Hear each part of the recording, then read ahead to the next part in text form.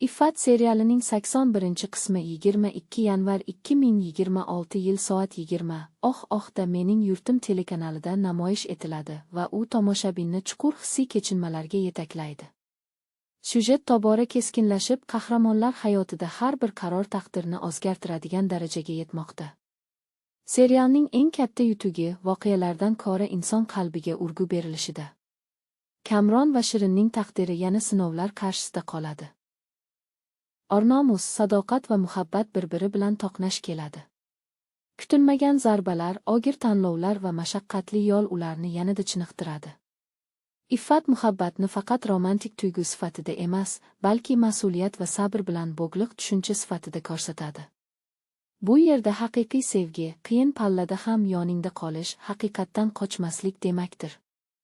81-qism tomoshabinda chuqur o'y qoldiradi.